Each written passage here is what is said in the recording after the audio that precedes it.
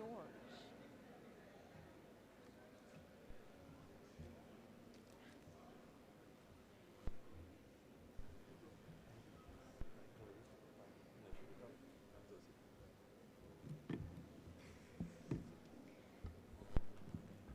Esteemed delegates of the GEO plenary, please settle down and we will start immediately.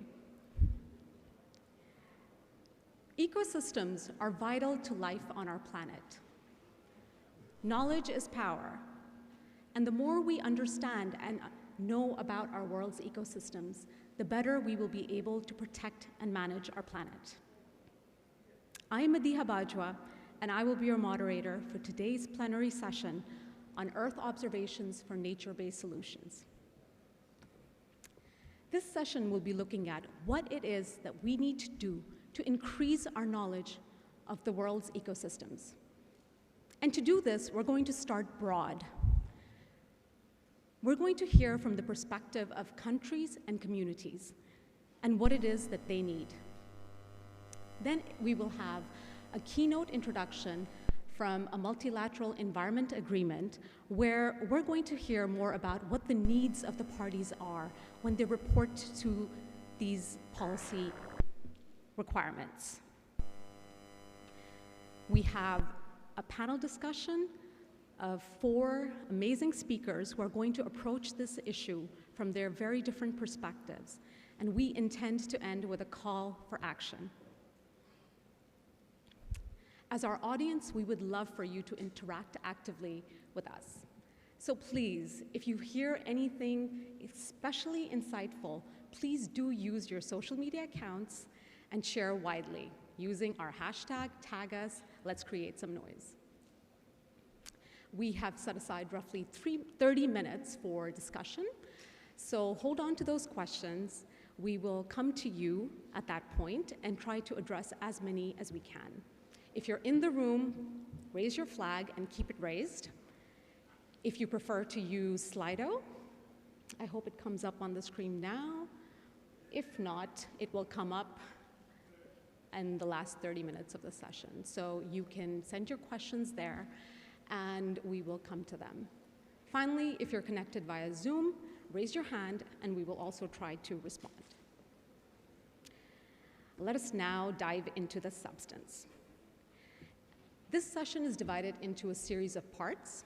The first part is a high-level conversation where we are going to be hearing from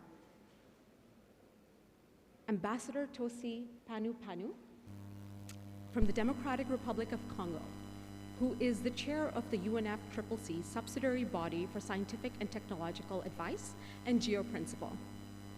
As you heard earlier today, the Democratic Republic of Congo became the 114th member state of GEO 2 months ago.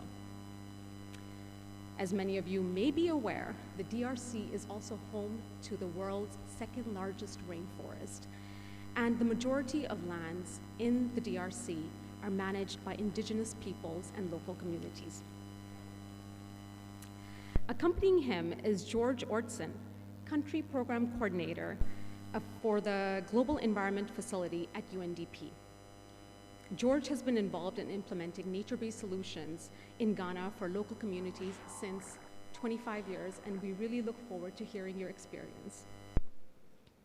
Before we start, though, we are pleased to open with a video address from His Excellency Guy Luando Mboyo, State Minister for Regional Planning from the Democratic Republic of Congo. Please, if we could have that video reflected on the screen. All guests in your title and capacities, dear participant, Memao Ache.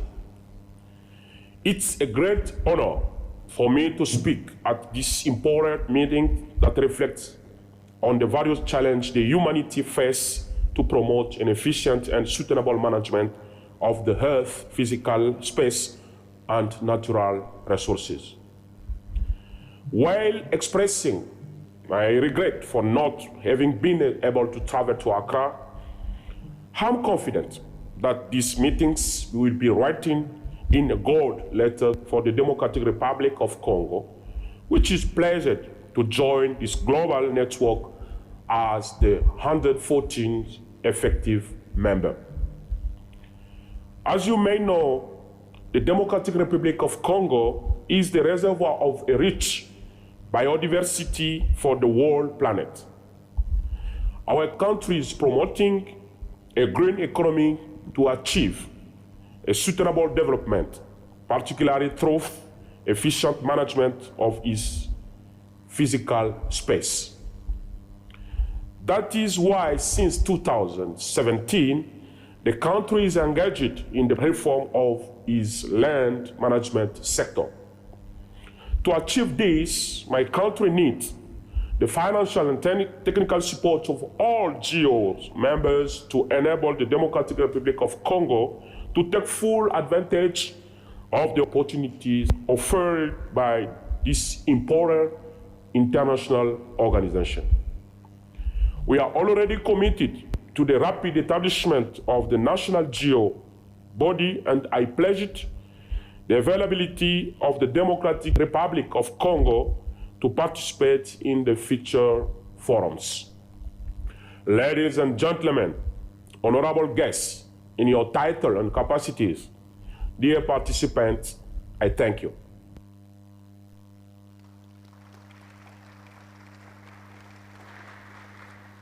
That was a resounding political commitment from the Democratic Republic of Congo.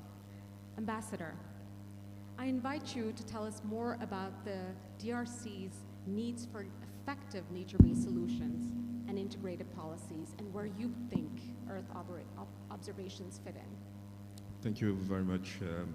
And let me say that as the DRC, we are very proud to be joining this important partnership, which for us will bring us numerous solutions as regards development challenges that we are facing, and especially the ones regarding our spatial management. I've prepared a presentation to share a little bit of the Congolese perspective. Could we please see that reflected on the screen?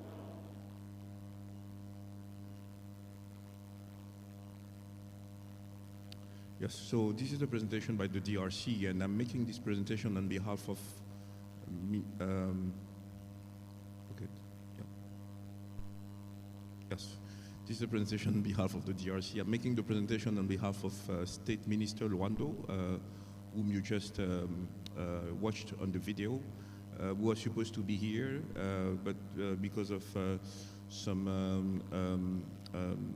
last-minute changes in the agenda, could not make it.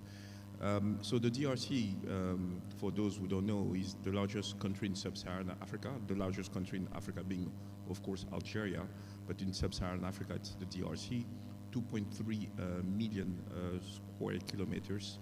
80% of our population is in rural areas. We have a population of about 100 million strong people. 70% of those people live with less than $1.9 per day. We are also home to 60% of the world's second largest tropical forest, the Congo Basin. And of course, the country is known for its mega biodiversity. A little bit more of the context of the country. It's one of the richest countries when it comes to resources we've been endowed with. The problem now is to move for the to make that potential wealth concrete. We have a lot of freshwater reserves, which we should manage sustainably, because nothing should be taken for granted. But those waterways give us huge hydro electricity potential. We have a potential of 100 gigawatts of energy throughout the country, which could help decarbonize all the energy mix of the whole continent. As you know that some of the African countries mostly rely on coal and oil for the energy needs. The DRC could help decarbonize those energy mixes. We have huge untapped solar, wind and biomass potential, as well as natural gas. 80 million hectares of arable land, which we're not using really, because we do face food security issues. carbon sink because of our forests and our huge peatlands, and we have huge reserves of strategic minerals such as cobalt and lithium, which are being used to decarbonize developed countries and emerging countries' economies through electrical vehicles and solar systems. So the DRC is highly nature dependent. We believe that 90% of the formal and informal economic activities are nature dependent. 70 million Congolese live from agriculture. 86% of our emission profile of greenhouse gases come from agriculture, forestry, and other land use. Climate change, severe soil degradation, loss of biodiversity, extreme socio-economic insecurity make rural population even more vulnerable than they are. So, based on that context, the DRC is taking the decision to join GEO because for us, the option to promote the green economy, to fight poverty and achieve sustainable development and resilience to climate change is a single objective. And our priorities based on our NDCs, sustainable management of environment, development of ecological agriculture, low carbon energy development, low carbon transport, land reforms, implementations, and so forth. But many of those areas of priorities could be better informed if we are able to develop GEO tools. Land use planning is at the heart of nature-based climate action because the DRC's emissions of greenhouse gases mainly come from land use sector. We believe that by better managing the land, we'll be able to decrease our emission profile and better be able to address challenges such as poverty, climate change, and food security. So our climate action is nature-based, and you can see the head of state there planting a tree as part of a 5-year program called 1 billion trees. And we have taken at the international front numerous commitments, such as the Bond Challenge, through which we have agreed to restore 8 million hectares of degraded land by 2030. Immediate expectations of the DRC, the latest member of GEO, and that will be, I believe, my last slide. We need to develop a GEO database as soon as 2023 in order to equip local communities with technological tools to strengthen farmers' resilience, in order to be more resilient to climate disruption and be more efficient in our spatial management in order to halt and reverse deforestation by 2030.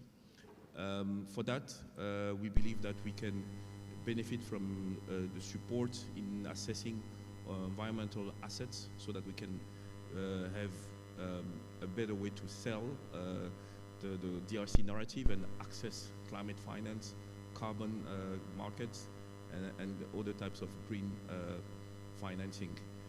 We believe that through GEO, we'll be able also to, through the support of Earth observation programs, to better manage our agriculture sector, our forestry, water, river land transportation, mining resources, renewable energy, and sustainable urban development. To make a long story short, we need to ensure a better future to those young people you're seeing on that picture. And for us, the government's priority is indeed to reduce their poverty and create conditions for them to have an inclusive social economic growth.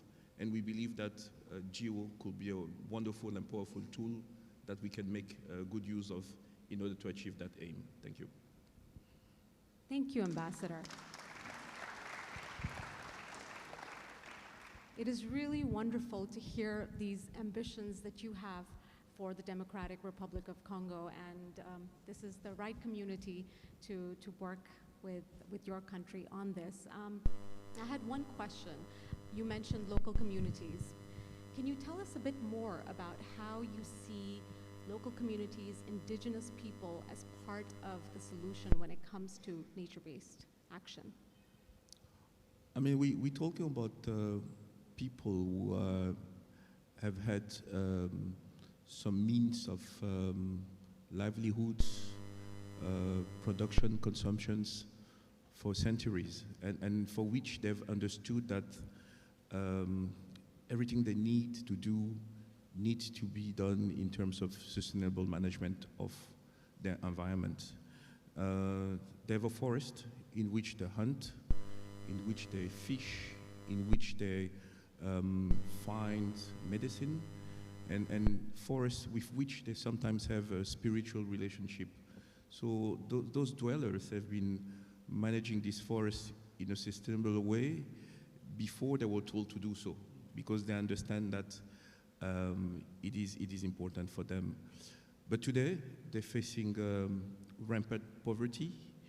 They're facing temptation by some private sector and scrupulous investors, which are telling them, well, this forest standing doesn't mean anything for you, doesn't bring you anything.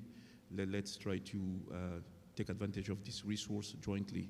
So it's important for us, because they're the dwellers, we control most of the land of the DRC.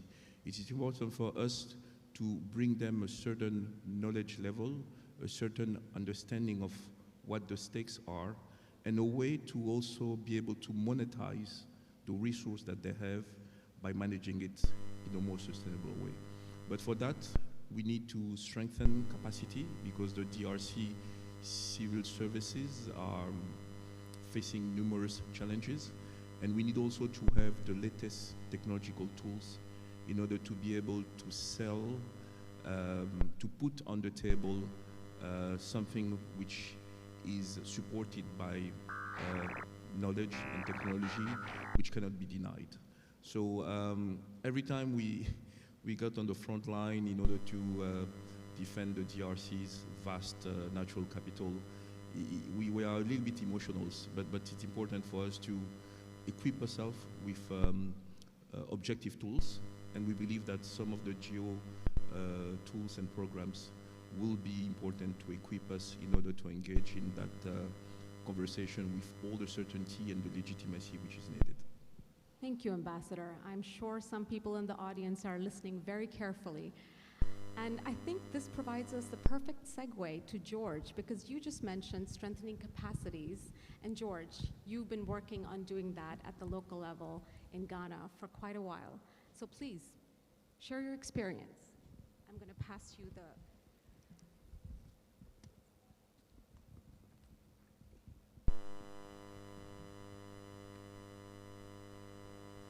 Thank you very much, and good afternoon to you all. As you may be aware, the UNDP Global Environment Facility has been in Ghana for the last 30 years, and they have been providing nature solutions to most of the environmental challenges that we have in the area of biodiversity conservation, ecosystem restoration, sustainable land management, abatement of pollution, that is ensuring that the chemical and waste becomes more under control, international waters, and lastly, human development as well.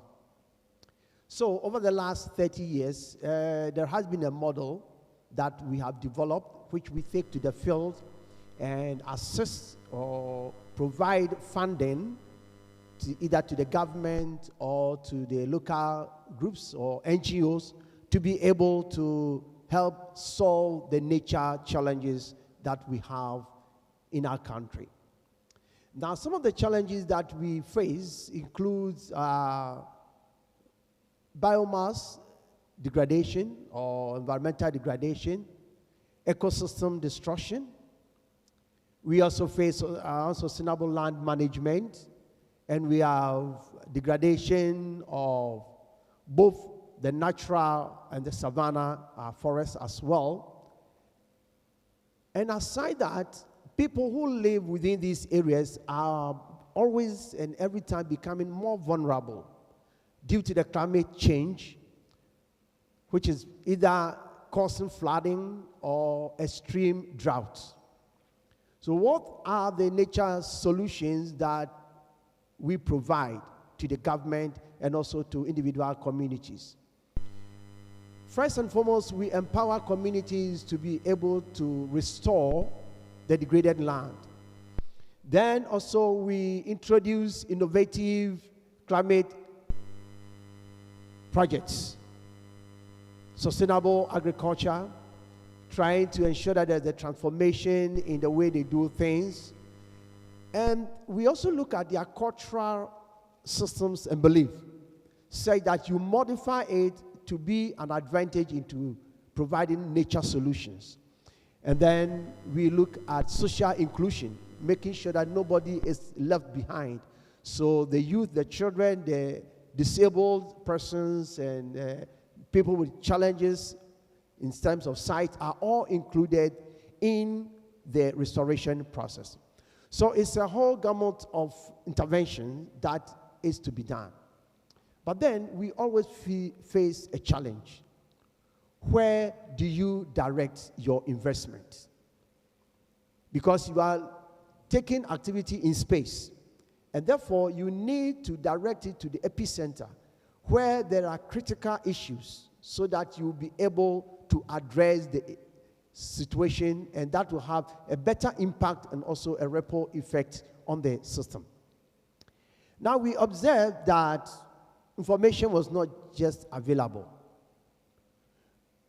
There's no informed data in terms of space to tell us where degradation was worse and how we can even address it better. There's no information to inform policy.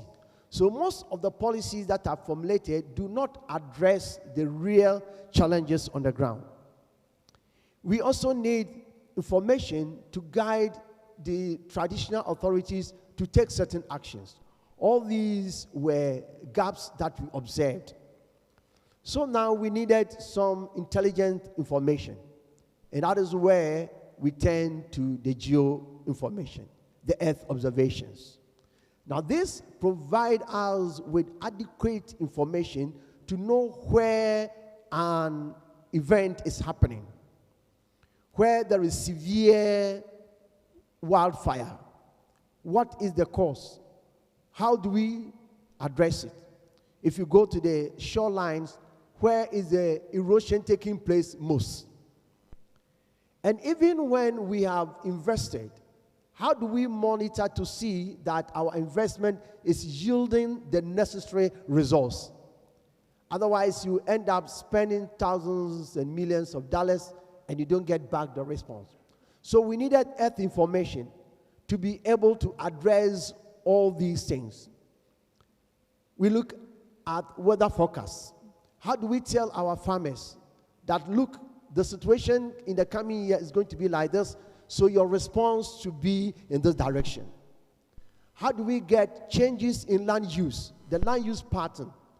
So what was the situation at the time we started the project, and what was the situation after? And what is it likely to be?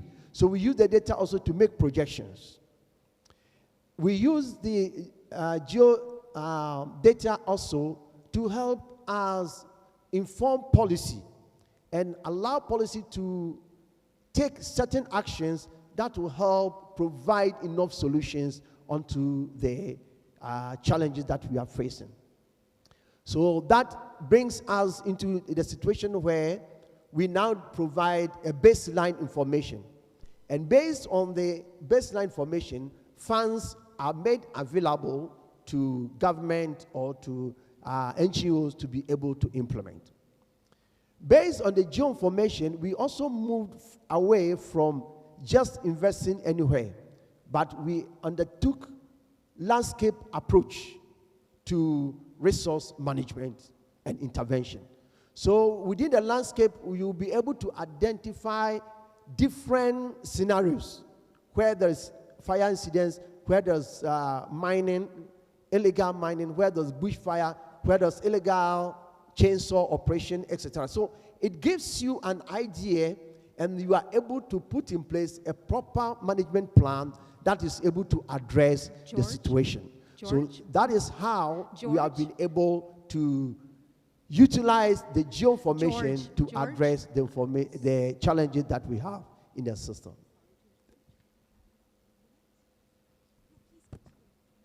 Okay, right. Now, what has been the outcome of all these things that we have been able to utilize? We've observed improved ecosystem services. And indeed, some of the satellite images will tell you that this water in 2019 was perennial or was seasonal, but now it is perennial. You are able to measure and know densities of trees, and you'll be able to know that things are happening. You'll be able to know that certain species which were extinct are now coming back. Especially with flora and fauna, you were able to use the satellite images and other geoinformation to address all those. So we see an improved ecosystem services which is happening. Then we have been able to address food security in most of the areas where the intervention has taken place. And agroecological farming system has been involved, and agroforest systems has also been implemented. So you see that a lot of changes are happening. Sustainable livelihood intervention, how they can utilize some of the biodiversity products to address the needs of the people and also to set up employment system for the rural areas. We have been able to institutionalize a governance system at the local base, based on this information, say that the local people are themselves driving the force or driving the system of development, not any external body. So it gives them the ability to select and know what they want to do and how they want to do it better. And above all, we have been able to introduce innovations. And this has created some element of assets, some natural assets within the various landscape that we have been working. The social capital, that is dealing with human beings, natural capital, I've been able to set up plantations, woodlots, natural regeneration areas, and a lot of other areas.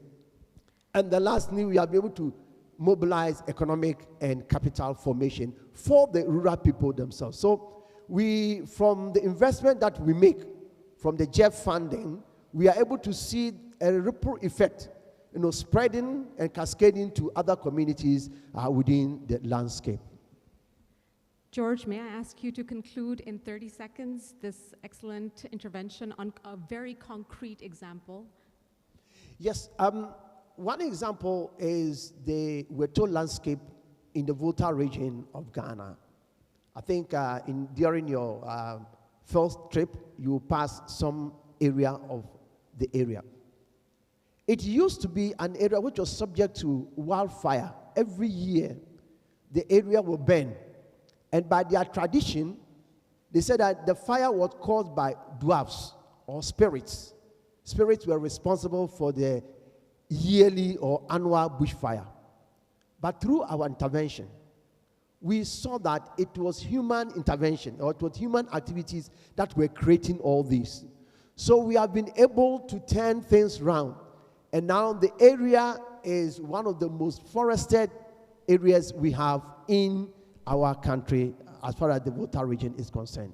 There have been a lot of natural resources coming back. Waterfalls, monkeys, and other wild animals. Ecotourism has started. Communities are themselves doing a lot of other investment, like apiculture, where they rear bees to produce honey, bottle them for sale. A lot of other activities have taken place. Now the area is being used or is being marketed for carbon credit. So from a brown area, it has now turned into a green area, and it is being marketed for carbon credit. So these are what data and information can do. With that information, we're able to make them aware that certain actions which were happening within the area was human-induced, but not spiritual or, let me put into bracket, as other beings' responsibility. It was their own responsibility. So that is a typical example. Another example is in the Black voter Thank you, basin. George. I think this was a perfect example of the kind of local impact that we are present here in GEO Week to discuss. So I have to thank you here. I think we're running out of time for this panel. Thank you, Ambassador. Thank you, George. We will now move on to the keynote address, but please let us have a big round of applause for these two speakers. Thank you.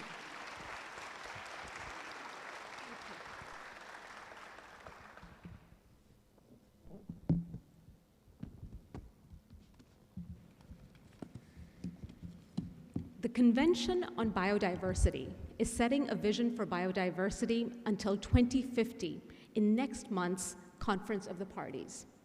We have a keynote presentation from Gillian Campbell, who is playing a key role in supporting the negotiations of a new monitoring framework for biodiversity. Could we please start the video? Thank you. Good morning, good afternoon. I'm glad to be with you today. I wish I could have joined you in person, but I'm glad to be joining this session remotely. I think this is a very important session in terms of bringing together members of the geospatial community, the biodiversity community, the climate change community, and the environment community more broadly.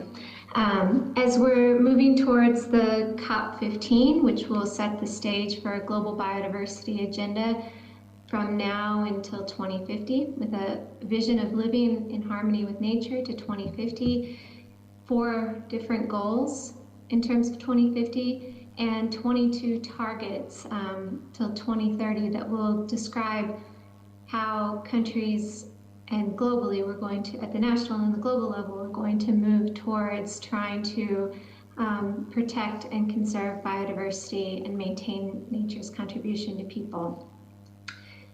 So I want to share a few reflections as we're moving towards the adoption of the post-2020 Global Biodiversity Framework. Now, I should mention that the negotiation is still ongoing. This will only be agreed in Montreal next month at the Convention of the Parties. However, what we've seen so far is that there is broad support from countries on the need to better monitor biodiversity. There's also been an increase in focus on the importance of biodiversity. We're seeing more interest in biodiversity from governments. We're seeing more interest from the private sector. We're seeing more interest from other non-state actors. In the media, there's a global recognition of how important biodiversity and ecosystems are for maintaining the health of the planet and those of us who live on this planet. And coupled with that has been a real realization that we need to have better data. We need to be able to know where our biodiversity resources are and to target our interventions in a way that provides the most benefits for people in the natural environment. So as we're moving towards the COP, there's a push to adopt both the goals and the targets and the indicators at the same time. So this would be a shift from the SDGs, where you adopted the goals and targets first and then the indicators later. And it would be a shift from the previous ACHI, where there was never an adoption of indicators by parties that would be used for national level reporting. And so I think this really does indicate how important the members of the convention see better monitoring as. And I want to just focus in on a few of the indicators specifically. So the first indicator under Goal A is related to natural ecosystem extent. And this indicator would not only be useful for trying to understand the state of biodiversity, but it also helps to provide a basis for spatial planning, for restoration efforts, for targeting protection, for understanding how species move from ecosystem to ecosystem, for understanding the benefits that ecosystems provide to people. However, as you are aware in the room today, there's not a global data product on natural ecosystem extent. The system of environmental economic accounting provides a basis for land accounts, which would which would be a basis for identifying where you have natural ecosystems versus managed ecosystems versus urban areas. This is based on linkage with the IUCN's global ecosystem taxonomies. So there is a framework that's available. However, operationalizing this at either the global or the national level is complicated. At the global level, there's obviously different land cover statistics. There's not a consistent land cover approach that's used by all. There's many different products on different ecosystems, as the GEO-wetlands or the Ramsar Convention will tell you. There's many different products related to measuring wetland extent. There's many products on measuring forest. There's an abundance of products. However, trying to put these together and to understand the interplay between different ecosystems, understanding where conversion from one ecosystem type to another is happening, how this relates to land degradation, and what efforts would be most effective in terms of trying to restore ecosystems back to their natural state.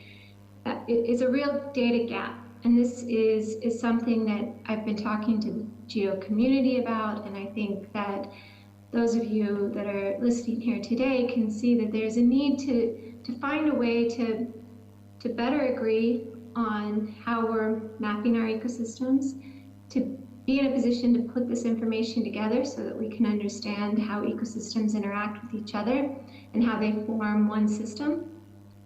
Species obviously are moving across these ecosystems, and to provide an approach that countries could use to nationally tailor this data. So you'll hear from Baron on the Land Degradation Neutrality Initiative, I think, in a minute.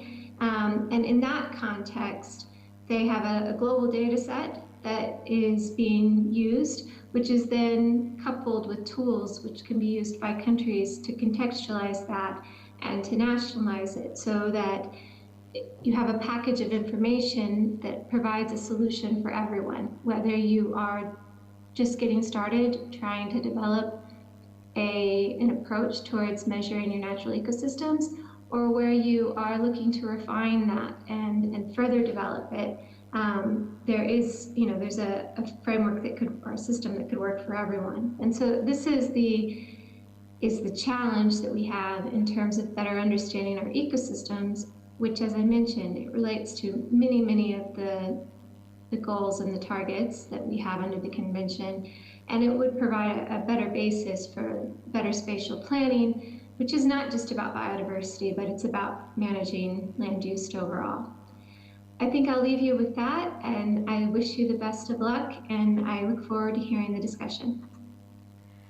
So you've heard about the need for Earth observations for local action. And now Jillian has just explained that from the global perspective, despite an abundance of tools being available, there is a glaring data gap. And she is talking to people as a representative of the Convention for Biodiversity from the GEO community to help fill this data gap. I'm really pleased to welcome our panel of 4 who do remember where they were supposed to sit, and I hope you can find your clicker for the PowerPoint side, who will discuss how to respond to this need that you've just heard from Jillian. I'll first introduce Lisa Maria Rebello. She is the lead scientist at Digital Earth Africa and vice chair of the scientific and technical panel of the Ramsar Convention for Wetlands. Today, this morning, I saw on LinkedIn that Lisa Maria just won a biennial Derrick Tribe Award for 2022 for her work on water and wetlands in Africa. Congratulations.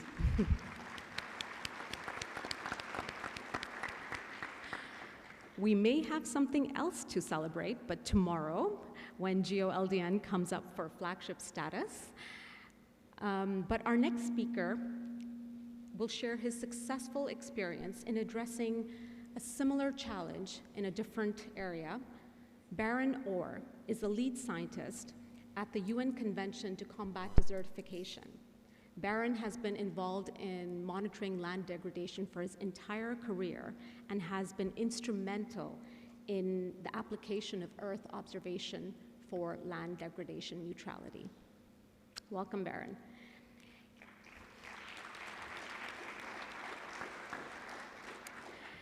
He will be followed by Francois Soula, I hope I pronounced your last name correctly, from Statistics Canada, who is a research manager for a newly funded Census of Environment. He emphasized Census of Environment to me a few times because it is the world's first and only Census of Environment. He'll tell us more about that soon. And finally, we have, oh, sorry, please. And finally, we have Lawrence Friedel, who is the Director, Applied Sciences and a member of the Earth Science Leadership Team at NASA. I did not know this, but early in his career, he was a space shuttle flight controller in NASA Mission Control Center. That's where his coolness factor really went up high. But more importantly, he first recognized the importance and power of space-based Earth observations. This summer, he shared a stage with celebrity chef Mark Allison to talk about the uses of Earth observations for sustainable fisheries. Apparently, the ceviche they made was delicious, so I guess I know what we're eating next year for lunch. That's a big crowd you'll have to feed, Lawrence. So I think we can kick it off and start with Lisa Maria's presentation and her experience in the leadership team of GEO-wetlands. Please.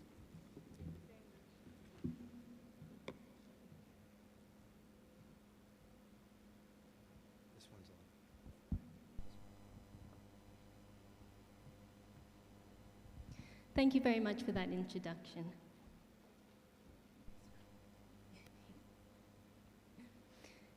And thank you very much for this chance to revisit some of the issues that we raised at GEO Week last year and to give an update on the progress made since then. So I'll just start by noting that wetlands are large-scale, nature-based solutions. But the definition of wetlands in the Ramsar Convention on Wetlands of International Importance is very broad. It includes, to name a few, mangroves, peatlands and marshes, rivers and lakes, deltas, floodplains, flooded forests, as well as man-made wetland types such as rice paddies and reservoirs. Healthy and functioning wetlands are critical to both human livelihoods and to sustainable development. But despite their importance, the flagship publication of Ramsar's Scientific and Technical Review Panel, the Global Wetland Outlook, showed that the majority of wetland resources globally have already been lost, and that wetland-dependent species are on the decline. You can see the distressing figures on the slide. Wetlands face multiple pressures, and in the recent update to the Global Wetland Outlook, it shows that the situation continues to decline, highlighting that the urgency with which wetlands need to be monitored and restored cannot be underestimated. This is reflected in the global policy agenda. So wetlands are immediately important to several SDGs and directly to many more. And national wetland inventories are a tool which are used to track SDG 6.6.1, the extent of water-related ecosystems, with EO data used as input. They're hugely important to biodiversity, as we heard in Gillian's keynote, and yet the negative trends in biodiversity and ecosystem functions are projected to continue or worsen. Targets of no net loss cannot be achieved without a better understanding and monitoring of wetlands, which starts with an understanding of extent. Wetlands have the potential to contribute to both mitigation and adaptation targets. In particular, peatlands and blue carbon ecosystems are exceptionally important to mitigation, while freshwater ecosystems are crucial for the water cycle, maintaining water security, buffering extremes. In short, it is not possible to achieve global biodiversity, climate, or sustainable development goals without addressing wetlands. To this end, wetland inventories are a critical starting point. Reporting to the Ramsar Convention of the Parties, which will take place next week, only 46% of parties have established national wetland inventories. Another 39% report that these are in progress or planned. This is encouraging, but it is not enough. and the need to continuously enhance the data, make it more accessible, particularly for the utility of national wetland inventories, remains. The recent developments in science technology, many of which we've heard about so far this week, present the opportunity to really revolutionize the way in which we measure and report on changes to our ecosystems, demonstrated already by initiatives such as the Global Mangrove Watch and Digital Earth Africa. Leveraging the increased quality and quantity of satellite data and information collected in nature alongside these, it's possible to apply new methodologies and artificial intelligence supported through cloud infrastructure and decrease costs in processing to develop a global system that can provide up-to-date information on our natural ecosystems. We have a solid foundation to build on. There are many existing examples, pilot demonstrations, global products for specific wetland types. Yes, of course, there are still huge gaps for certain ecosystem types within this.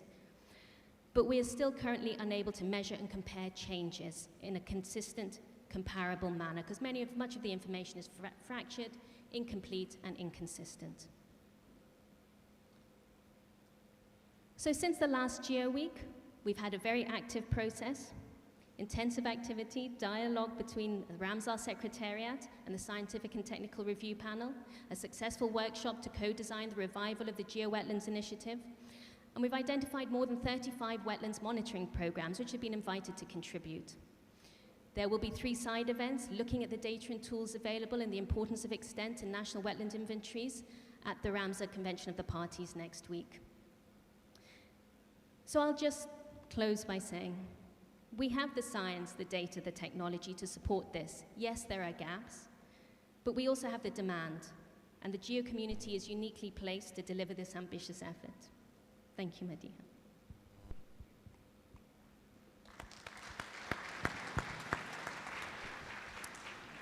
Thank you, Lisa Maria. And you said we have a solid foundation and many good examples to build upon. So, Baron, I believe that's your opening. Thank you very much. It's an honor to be here, and it's also, from a long-term perspective, GEO has been central to my work even way back at the university. And for those of you that know Chuck Hutchinson, he was my dissertation advisor, so I just had to say that for his sake. Next slide, please. Okay, thank you. So I just start because the focus that I was asked to address is related to nature-based solutions, and if you're a little aware of the political context, it's a bit bumpy, the discussions, but there is a intergovernmental definition now through a UNEA resolution, and you'll see that the UNCCD, Conference of the Parties, embrace sustainable land management, ecosystem-based approaches, and nature-based solutions. Mentioned several times is land degradation neutrality, and in simple terms, this is simply doing no further harm in net terms for each land type or each ecosystem type, by 2030. So in the Sustainable Development Progress, this is basically putting the brakes on degradation, but it changes the perspective entirely from one where we're fixing the problem where we see it to a holistic perspective, and obviously this is where Earth observations come in. Inside the framework for land degradation neutrality is a response hierarchy, and I just want to point out that it's been embraced across the board. So in the UNEA resolution for nature-based solutions, you will see all 3 levels of that hierarchy. It's also in the opening page of the UN Decade for Ecosystem Restoration, and it was part of the Global Land Outlook, which was published by the UNCCD in May, just before our COP. It also is something that has been looked at because there's all sorts of debate about how these things relate to each other: sustainable land management, ecosystem-based adaptation, eco-DRR, nature-based solutions. And I think it's been demonstrated by the United Nations University that all of these are fully aligned, except in their very specific goals, which means that all of them, if employed on land, deliver on LDN. And they probably deliver on many other multiple benefits. So why GEO? Where does GEO come into play? Well, GEO brings together governments and organizations, and that's very powerful for the parties of the UNCCD, because you're representing different ministries that the Ministries of Agriculture and Environment need to work with, and the data that you enhance in your collective efforts makes a huge difference. It's a platform that we very much need in the UNCCD context. So the GEO-LDN initiative is a stakeholder-driven approach with a clear policy mandate, as I mentioned before, and it is powerful because it brings that user side to this, because what's necessary at national and local levels is not the same. We also it's very important, the collaborative and interoperability side of GEO, and the fact that when we approach things that way, we can have comparability among countries. The other thing that's very powerful about GEO is the possibility that we could federate the approach when we look at tool development, which is almost as frequent in terms of new tools as it is for data sets. And by being able to have kind of the APIs between these and daisy chain them, instead of each one competing to be the tool, they all can work together. That's a huge benefit to the UNCCD. So the enablers of success for the GEO-LDN initiative, and you probably know that in 2019, 163 countries reported on the indicators of UNCCD. That's very powerful for geospatial data result.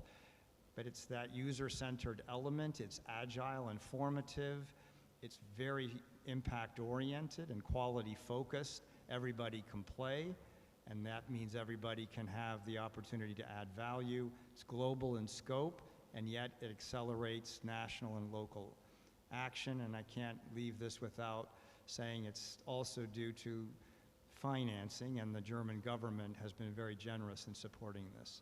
Thank you.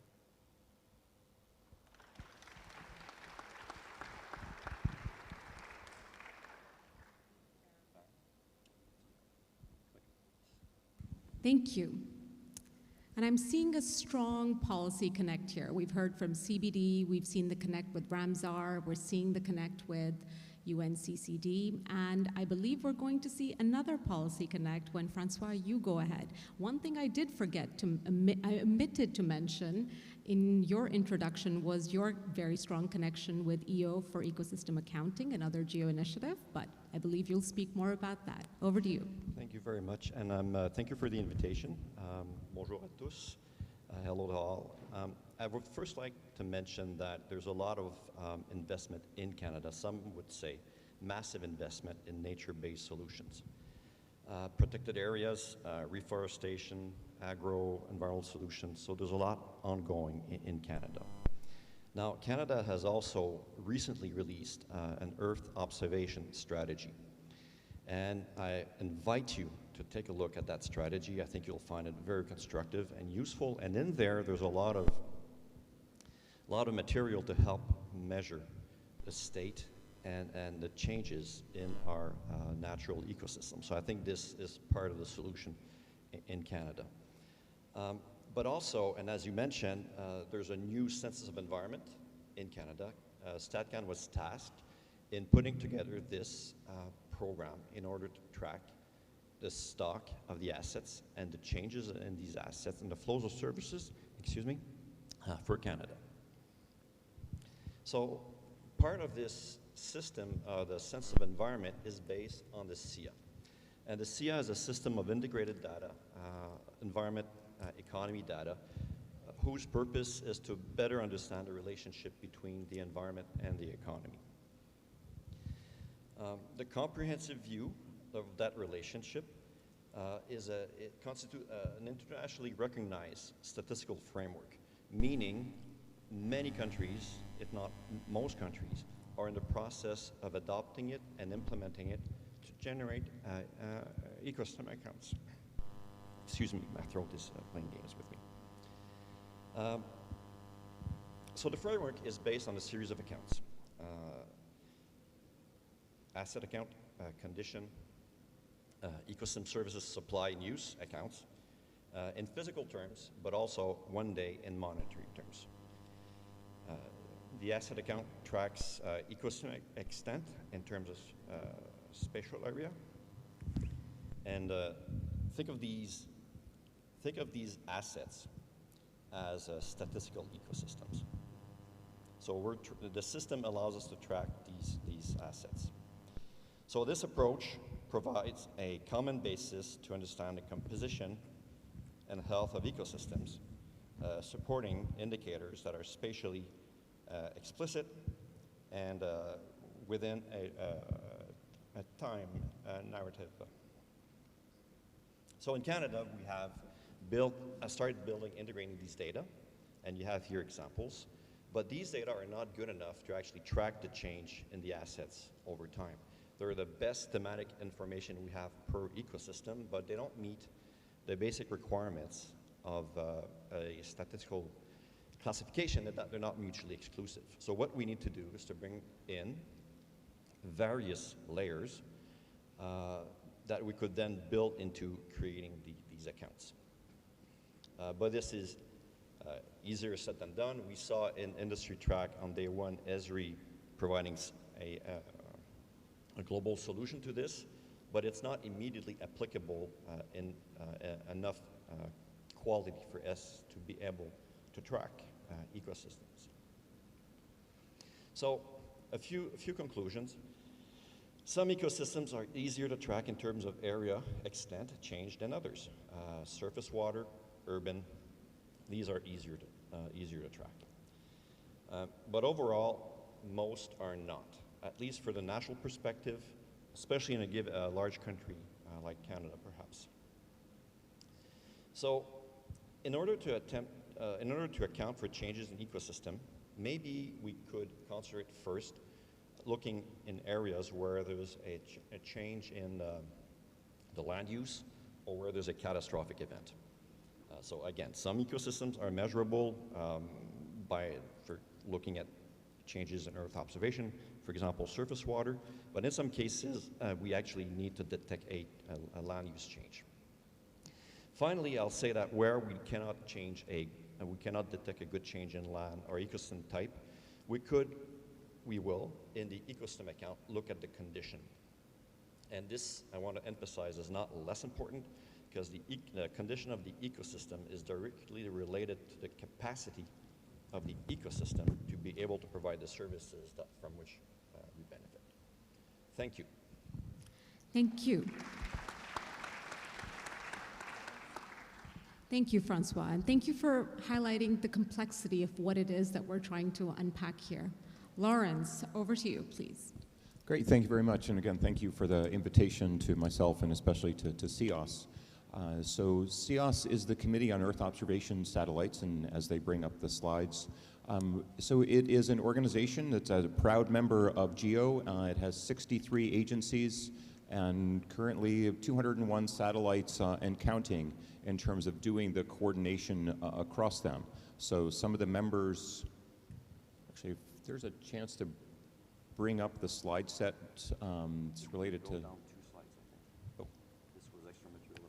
Oh, great. There we go. There's CEOS. So, and so CEOS coordinates civil, space-based Earth observation programs, so we're doing a lot on sort of data coordination. So some of the organizations that are part of CEOS are JAXA, NOAA, CNI, European Space Agency, and 59 others. And so we're really proud to be a member of GEO, as I mentioned. So one of the things, we've obviously had very, very clear signals and a clear demand for information like ecosystem extent and condition from the organizations, from the MEAs, but it's not just from the MEAs. It's also, signals from economic communities as well. So here's a statement from, the World Economic Forum, just talking about the criticalness of ecosystems and biodiversity to the global economy. And so signals are very, very clear. And We recognize the fact that satellite data has a lot to offer. So there's lots of information that satellites are collecting about the Earth and about the Earth's environment. And so the nice thing about satellite data, it is providing information that has a global coverage. It has consistent information so that you can do comparisons, and all the information is comparable over time or across spaces and all that.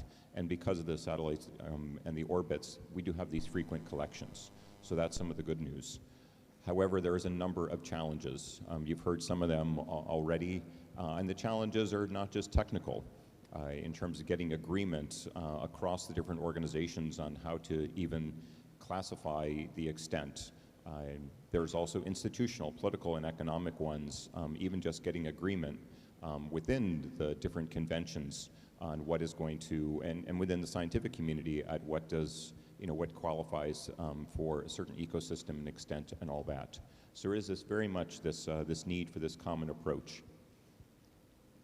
And actually, I just want to say, part of on the political sorts of thing is it's complicated further by the fact that each country has its own national laws, and that there is some inconsistency across the different conventions in terms of them. So there is some of those sorts of things that we need to work out for those challenges.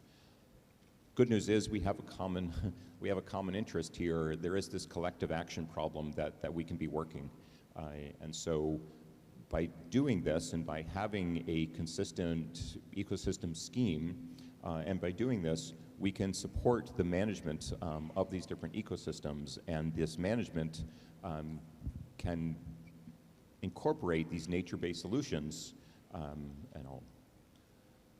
The timing is also pretty good because CEOS is actually considering right now a team to look at ecosystem extent. So this is a proposal inside of CEOS, and in 28 days, this proposal is going to be coming before CEOS at the CEOS plenary. And so some of the proposed activities after writing a white paper, it's to create sample products across places across the world, very much in developing it with the stakeholders, so with the conventions and with user communities to co-develop and co-design these sorts of items. It goes across a range of sensors and capabilities that CEOS certainly has lots of expertise in. In addition, by CEOS potentially bringing this forward about ecosystem extent, it's also getting the benefits, or potentially getting the benefits, of all the other things that CEOS will bring to bear. And so CEOS has been doing a lot when it comes to analysis-ready data. Also a lot in terms of these regional data cubes you heard about this morning. And so this is the sort of opportunities, potential opportunities for nations to contextualize the sort of information and to be developing these products specific to their nations or regions or localities and all that. In addition, when we look at the new sensors and the new satellites that are going to be coming up, there's a lot more in the hyperspectral range. And so when we think about some of the challenges that exist for ecosystem extent and condition and the biodiversity sorts of things, some of the sensors that are coming up that are looking at more hyperspectral capabilities, they are really, really prime for that area. Another thing that CEOS does is also opening up sort of open data, open science, and full and open data. And so finally, there is that sort of expression that says, if you want to go fast, go alone. If you want to go far, go together.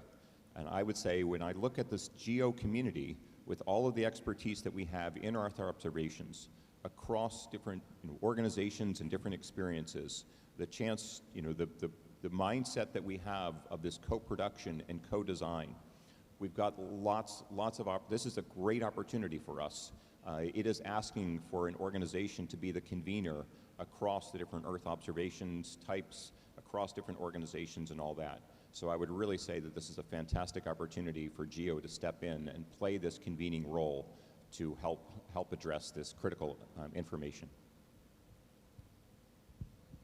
Thank you, Lawrence.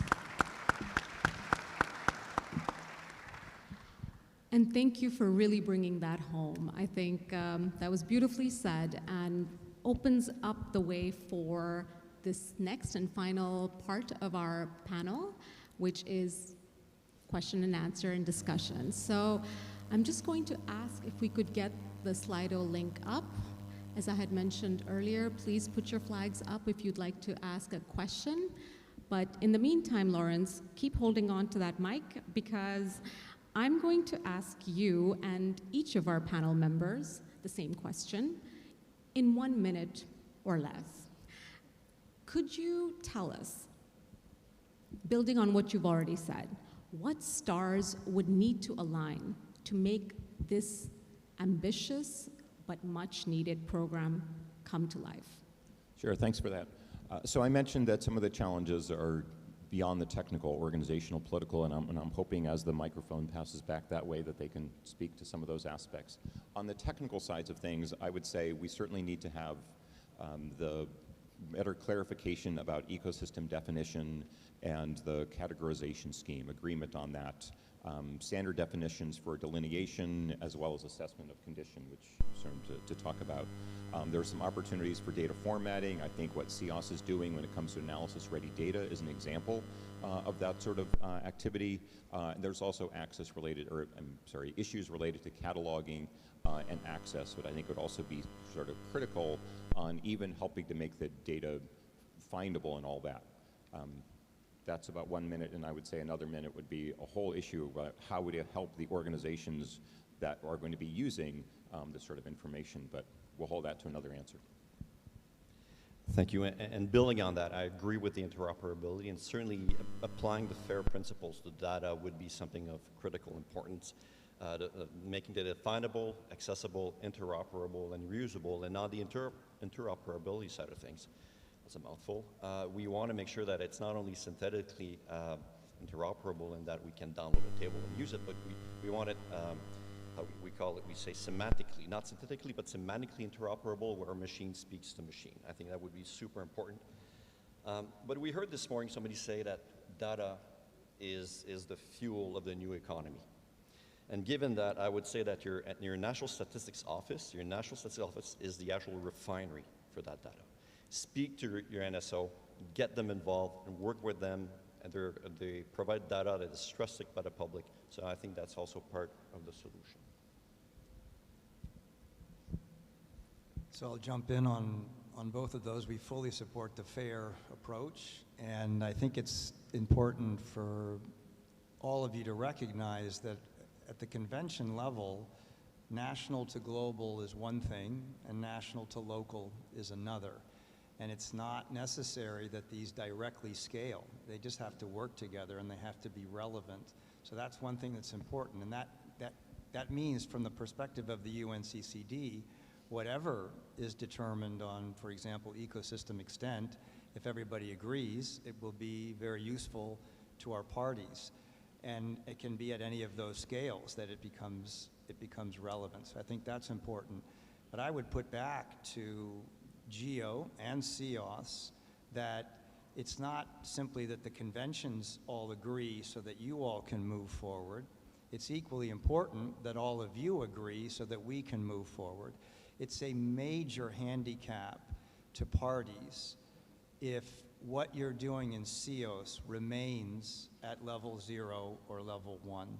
If the effort doesn't move up, where we can find commonality in the products that we're trying to use and to get an agreement so that the minimum data quality standards for the products that we're using get agreed in this community instead of ours, it's very difficult to move forward. Every day I get contacted about a new soil organic carbon or land cover or productivity map, and I don't know whether they meet your standards. Maybe you've got to take some progress in that direction. Thanks. So I think that's all critical, the interoperability, the data, the standards.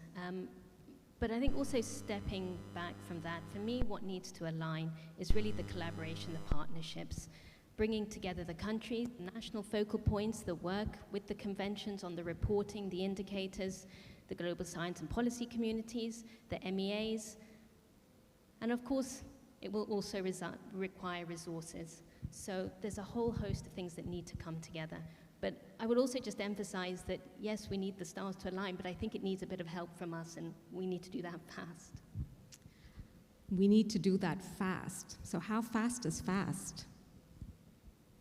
Now, we already need to have done it. We have the answers for some wetlands types. We have the foundation to start on, particularly with wetland extent through SDG 6.6.1 that's been worked through.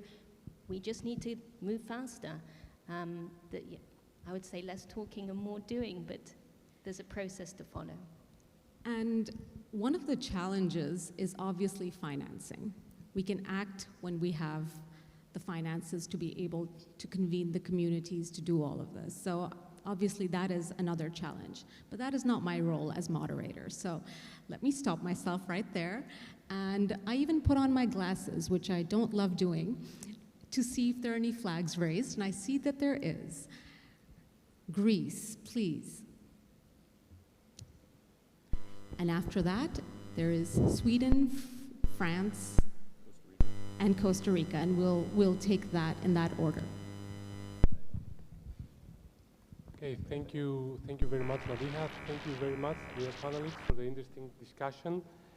So, in view of the fourth engagement priority, resilient cities and human settlements that we have approved lately in GEO, where words like phrases like urban resilience, urban sustainability, and well-being are the challenges to be facing in the forthcoming years, and also in seek of potential synergies within the work program activities.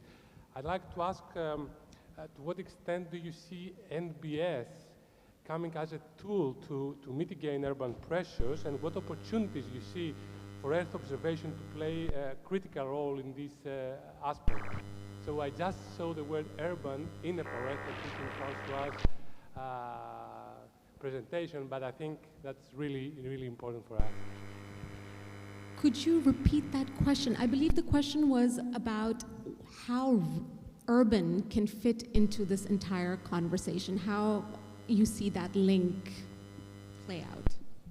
Great question, thank you. There are two ways to look at it, and one way is to adopt the approach that's proposed by the IUCN, the Global Ecosystem Topology, where urban areas is a type of ecosystems. And in that type of ecosystem, there are ecological assets that generate services for the population in the city. So, for example, we recently released data on urban greenness time series for all of our municipalities, over 1,000 of them below the 60th parallel, and we're releasing next week, in fact, 2022. So this is one measure of the condition of that ecosystem that is our habitat, and that generates benefits. We talk about cooling and the habitat by the trees and runoff and so forth. So one way to look at it is look at urban areas as a specific type of ecosystem that should be, treated like any other type of ecosystem. Please. I'd just like to follow on that. You know, another way to look at this is to consider the whole country and to consider what's happening in terms of resilience globally and the huge impact that we've had in global supply chains, which is affecting every country. Ghana is a great example of what's happening here. And to recognize that we can replace that with that urban-rural dynamic if we try to promote those kinds of supply chains. But we know that the shovel-ready that comes in that kind of investment often goes to infrastructure, which intersects with our whole effort to get the ecological resilience going. So ecological connectivity and human connectivity need to be brought together. That's a different problem than the accounting, but it is one that has a lot of Earth observation opportunities. Thanks. Thank you. Sweden, please. Hello. Thank you very much for your insightful talks. In recent years, the world has witnessed the increasing number of extreme events and natural disasters. I would like your comments on how nature-based solutions can mitigate those extreme events and disasters, and what are the priorities for the GEO community? Thank you. Well, I suppose that question will that answer will determine on who you ask, but it is a very good question. So I'm going to perhaps ask, please go ahead. Thank you. I think that's a really important question. And the thing is, successful adaptation to the challenges we're facing is really dependent on finding integrated solutions that address the multiple challenges simultaneously. So whether that's floods, droughts, the increasing variability, the increasing disasters that the world is facing. But to this end, I think it's well established now and recognized that nature-based solutions such as wetlands really have an important role to play. And coming back to the previous comment on urban issues and resilience, wetlands provide a buffer, particularly to our urban areas. By degrading, removing, destroying, draining our wetlands, we're removing that buffer. So there are many opportunities to integrate those better into our systems to increase our adaptation towards climate changes. Just to follow on that, the two examples of drought and flood, I mean, we often think of these as related to the atmosphere, but in reality, our resilience comes from the human decisions about water and land. You know, if we're planting thirsty crops, or if we're letting land get degraded where the water holding capacity is lower, then everything that Lisa just talked about will end up being exacerbated. So I think that's part of the story as well. Thank you, Baron and Lisa Maria. I will now turn to Franz to please take the floor. Thank you for the opportunity. Thank you to the panelists. It was a very interesting panel. Could I please ask you to speak a bit louder? Thank you. Yes. I have to be close to the microphone. Mapping and monitoring ecosystems is a crucial need toward the systematic identification and development of nature-based solutions. Information derived from Earth observation could meet these needs by providing comprehensive and low-cost solutions. This was only been made possible through the increasing volume of high and very high-resolution Earth observation data available in open access, combined with the significant progress made in terms of processes of this information. As the panelists said, these points are on the specific topic on wetlands will be discussed in around next week around the Ramsar Convention and in CEOs, you see.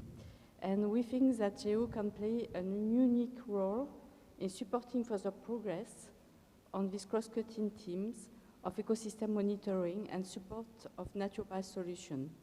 Biodiversity might be considered as an additional priority engagement for the GEO, in line with the strategic goal of supporting the implementation of several international agreements, Ramsar, CBD, SDG, Agenda 2030, UNFCCC. Thank you. Thank you very much for that statement. I will now turn to Costa Rica. Please take the floor. Am I on? So, just let me get ready. Thank you. Thank you for the opportunity to speak to the audience, and thank you for these very interesting presentations. I was really looking forward to this session since nature-based solution has been crucial for Costa Rica even before we have been using this concept about nature-based solutions. I also wanted to recognize the work that DRC and Ghana are doing. I found a lot of similarities, and I wanted to ask some questions before, but maybe we can do that in the halls. For this session, I have a particular question for Francois, who I happen to know before, and his work that he's doing with the system of environmental and economic accounting. In my opinion, when you implement this system, you're getting to a new level, like a more sophisticated level of using environmental information to make decisions.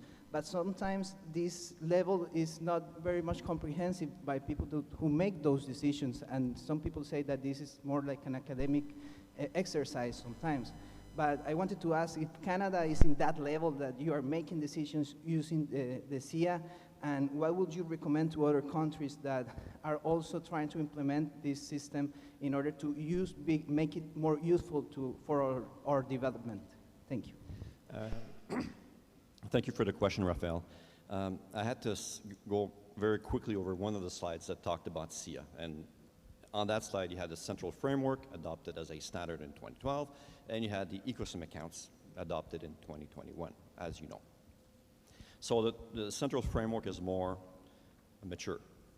And we have been producing some of these accounts for longer, and it's more, the production is done on a more regular basis, and as a result, it is part of policy planning, decision-making, as opposed to ecosystem accounts, which are just starting out of the blocks. So for example, from the central framework work we do by informing government how much greenhouse gas emissions is generated by $1 GDP by industry, that allows people in government to take decisions based on all that information, I'm sorry. But on the ecosystem side, and I mentioned the greenness, that has caught the attention of municipal authorities very much. By releasing municipal level data on greenness across the country, municipal planners have paid attention and they want to know more because they want to know why their neighbor municipality is greening over time, whereas they are not. There could be a whole host of factors, but so from the federal national policy, I think the central framework is more mature, but from the local perspective of municipal and academia as well, I think the ecosystem accounts are actually already generating a lot of interest. Thank you. And before I return back to the room, I see FAO has the flag up. I'd like to take one question from Slido, which is seeing some activity. And I'll pick the question with the person brave enough to use their name, Dr. Julian Wright, who says, finance will be a major discussion item at UNFCCC COP and CBD COP and for UNCCD. Are we doing well enough in the GEO community in guiding where the money ends up? So, who'd like to take that? Baron, you're making eye contact. All right, well, maybe Lawrence, would you like to take that? So there's certainly been a lot of focus related to funding. A lot of people have been using funding, and I was certainly on the, I'm on the budget working group for GEO, and certainly there's a lot of people saying, hey, GEO needs more money, and we need more resources. And so I have no argument for that. At the same time, I would say that I think we need to be clearer on the question of something like, what is it that we want to be doing that we can't do now? And so I would say that's something that we as a GEO community could be identifying together so that as we go out and potentially reach out to funders, that we have that clear. And if this is a topic where we want to have that very, very clear answer for, I think that would be quite beneficial. I think we do need to clarify relative to the question in terms of how much needs to come to the trust fund and then how much needs to go to activities that are going on that member countries, participating organizations, associates, what they are doing individually to help the overall GEO cause. And so I think that would be a really, really interesting discussion that we could have, whether we have it in plenary or whether we just form some groups to have that discussion. I think those are some valuable things that we need to be doing, hoping that we will agree to sort of play this convening role. I think those are some follow-on steps and questions and discussions that we should be having. Absolutely critical. Baron, please. Yeah, I'll just add to that. At first I was thinking this was a GEO question, but then you could turn this over and say, well, what is the perspective of these conventions? And then you realize it's the parties. And a lot of the work at the secretariat level is about helping countries mobilize resources to address the problems at hand. And the reality is that is a data challenge thing, right? If you're going to have a GEF proposal, Green Climate Fund proposal, MDBs, right, et cetera, you have to have very strong information to be competitive. So this is where the GEO can step in and make a big difference. Thanks. Absolutely.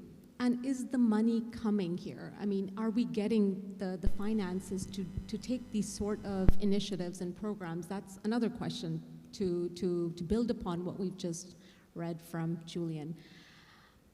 I will now go back to the room. FAO, the floor is yours. Thank you very much and congratulations. My question was regarding the issue in mapping the extent of ecosystem services and also in relation to the status of this, the condition. So I was wondering if there are any ideas on how land cover / land use mapping may evolve in time at national level, if not a global level, in a way that it can better satisfy those applications. Thank you very much. Baron, would you like to take a stab at that? Could you just repeat those applications, because I got everything except that part, so. So I referred to the initial mapping of the ecosystem extent, so how we can solve those ones that are more difficult, as it was mentioned during your presentation. And the second part, of course, is the status of the ecosystems, so how we can then use Earth observation data to identify specific indicators and monitor them.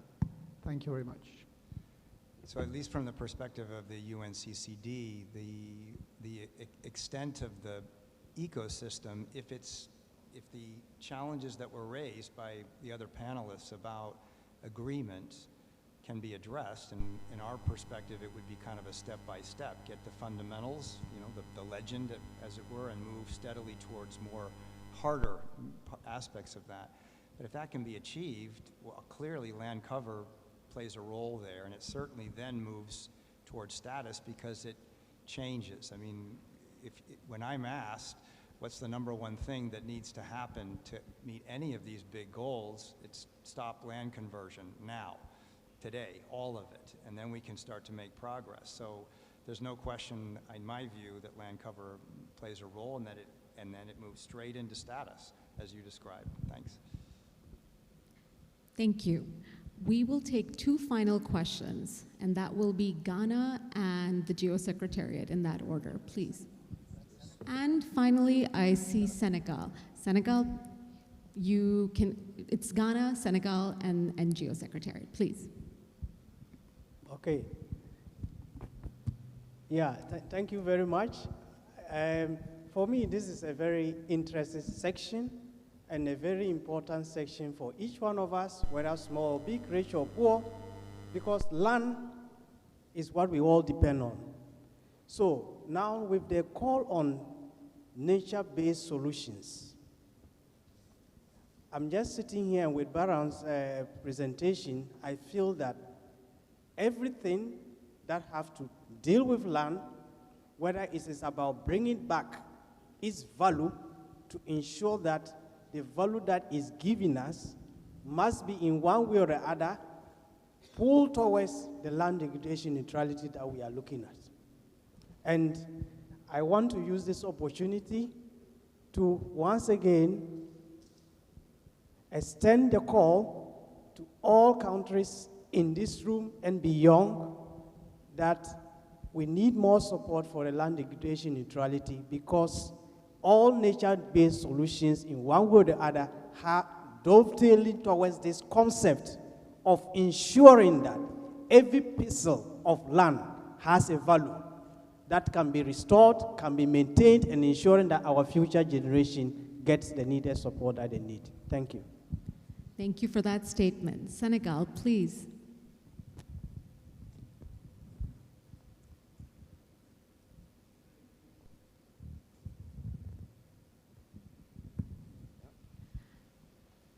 Perhaps you can try the mic on your left.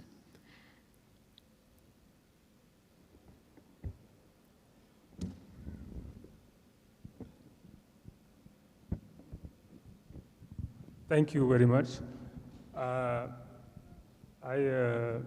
hear from the representative of UNCCD, Mr. Baron, talking that a portfolio of partners and tools are needed to address LDN. And my question is, we are facing scarcity of financial resources. How to create an enabling environment for the achievement of the voluntary national land degradation neutrality, mainly on the right square. Thank you. So we think of that enabling environment certainly as having financial dimension to it. Also, of course, policy, regulatory dimension, institutional dimension, and one that's very frequently overlooked, which is sort of at the national level, the science policy interface. I think they all run together. And the thing is that they're rarely addressed together. And that's a big vulnerability. I mean, a perfect example is that if you're not aligning your policies, even if you get a big investment and you make some change in the way you're addressing water or wetlands or what have you, you could still have the whole thing overwhelmed because of another policy that's moving in an opposite direction. And so it sort of makes the finance go to waste. But to finish this, I think that finance is a combination of stick to it and get after it and some creativity, right? So there's a lot of effort out there to look at creative solutions for the developing world for financing, debt swaps, blended financing, et cetera. And I think that that's part of the ground floor of moving that element of the enabling environment forward. Thanks. Thank you, Baron. Jana, please. Thank you very much. Since I knew you were going to close the session soon, I just wanted to draw everyone's attention back to something that Mr. Maria presented in her slides and the current efforts to shape global ecosystem extent mapping and monitoring program. Based on all of the questions asked here and all the comments made and interest expressed, it further reinforces the need for that kind of a program where all of these questions, in fact, can be put on the table and discussed by the experts in the spirit of what we've done with GeoGLAM and GFOI and GeoLDN, because these are certainly the various perspectives of the different communities that need to be consolidated, coordinated, harmonized in order to arrive at that sweet spot, that consensus we talked about this morning. So we really encourage you to follow your interest straight into that program, which ideally will be constructed around several facets. So the technical side of things, really the mapping of the various ecosystem definitions, et cetera, the data side, but then also the policy side, the connection and the interfaces with the policy communities.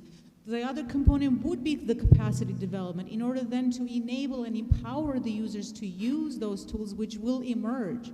So that really represents the idea and the spirit of what we're trying to create here, and we're asking you today and tomorrow to jump on board of this choo-choo train towards global ecosystem extent mapping and monitoring. And then we'll have to work together truly to unlock the funding to support this effort, which then will provide information which will be the evidence for the countries to make their case for the climate finance and the green finance, et cetera. Thank you. Thank you, Jana. And with that, we will move into the concluding part of this session. While I wait for my colleagues to pull up the outcome slides, I will turn back to my amazing panel and ask you to draw upon one concluding thought based on all that you've said and heard today. And I'm going to start with you, Lisa Maria, this time around, and let's go around. Thanks. So just coming back to the wetlands, protecting, restoring, wisely using the full value of wetlands as nature-based services for some of the issues that we've just discussed is dependent on knowledge, data, as well as the systems for applying that data in decisions and actions. But national wetland inventories, of which wetland extent is a key factor, are really a critical means and a starting point to this end. I'll leave it at that. And I'll just say that I kind of agree with Amos that if we look at land as simply the substrate and we try to make sure that we don't get worse in any dimension of that substrate, whether it's an ecosystem with its extent, whether it's wetlands, whether it's the ecosystems within, at any scale, I think that we can move forward, and that's a frame. All the rest that's been discussed can be placed on that, and we can move forward in a collaborative way. Thanks. So speaking of collaboration, Dr. Ouattara said it this morning, we gotta avoid duplicating what is done. And I fully agree. In my line of work, I work with a lot of different departments, different people. We avoid duplication, but we gotta maximize the overlaps. We all do things that are in common, and the overlaps are the bridges that allow us to capitalize on the things that other groups are doing. So, and to use a coin the phrase, we gotta maximize the work not done. Basically, what I don't do, but I can get elsewhere, I want to capitalize on that. So, thank you. As the last, let me just say thank you, Madiha, for organizing this, and also to the GEO Secretariat for organizing this panel. Thank you so much for that. I do want to make one clarification. When we talked about CEOS standing up proposing to stand up a task team, that will be working with others, and so we will be doing that with others, and so we are looking for others. If we decide to do this later this month, we'll be looking for many others throughout the GEO community and elsewhere to do that with, and so please, if we decide to do that, we'll let you know. In terms of the tip, I would go back to a comment that I heard this morning, which was, warning us to not oversell. And I think it's a matter of we need to not oversell the abilities of Earth observations or the time in which it's going to take that. At the same time, I think we do need to think about how do we provide credible hope within the Earth observations community to the conventions, to the others, to where to the people who have this huge demand signal that we're hearing.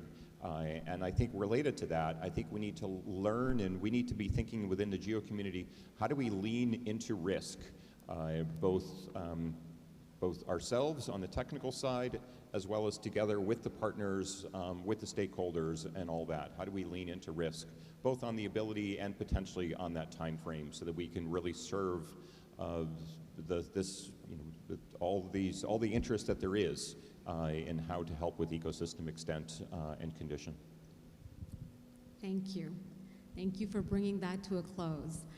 I wonder if we can see the slides now for the outcomes.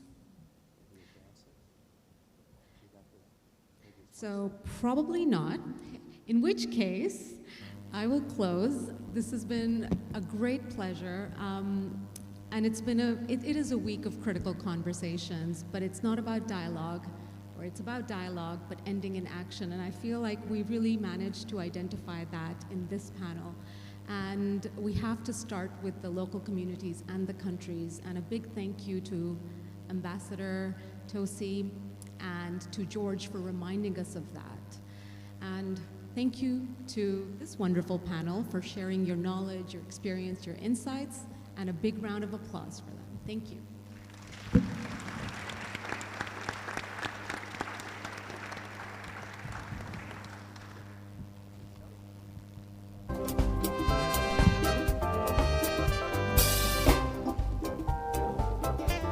Shake, you gotta shake it, don't you?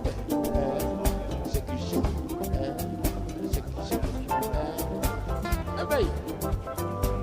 Hey, yes, Duo, thank you. Baby, and my idea who took off flow, eh? And Miss Abu, you are what I should ever say, from what you know. What a color part.